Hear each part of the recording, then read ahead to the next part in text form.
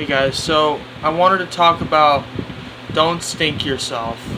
Now, a lot of times we think that when we do a good thing, that's enough to please God, but it's not.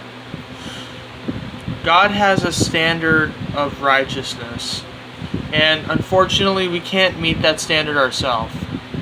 Only Jesus did. Jesus lived a perfect sinless life in order for us to be reconciled to God the Father.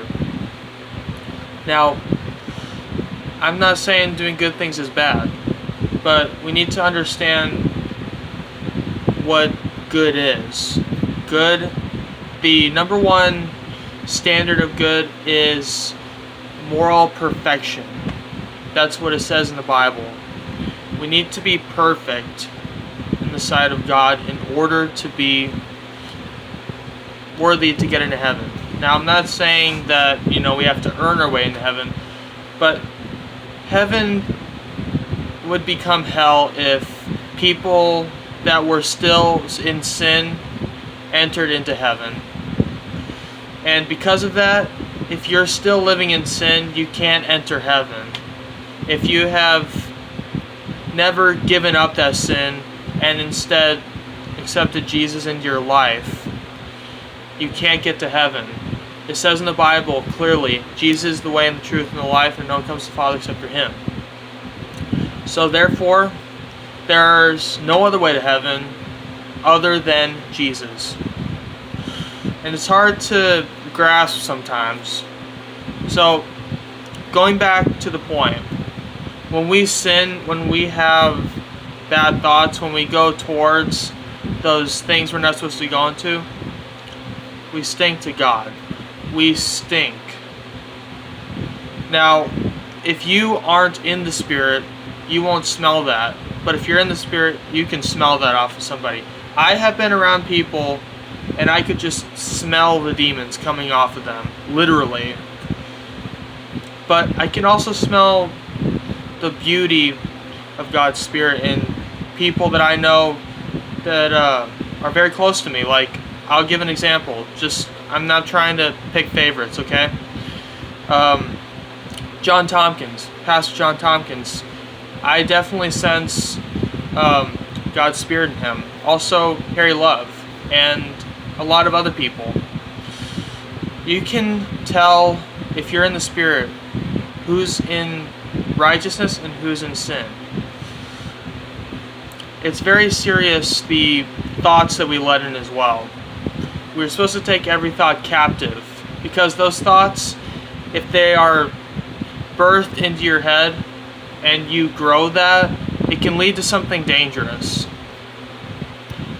This brings me to the law. People used to live by the law of Moses. Don't do this. As long as you didn't do that, you could enter heaven. But now, with Jesus dying and resurrecting and giving us the rebirth that we need in order to get into heaven, we're called to live to a higher standard of righteousness. So that means perfect in thought, perfect in deed, and just perfect. Now, I'm not saying we have to perfect ourselves. On the contrary, we need to ask Jesus for His righteousness, and He'd give it to us. That's what I mean. That's what the Bible means by perfection.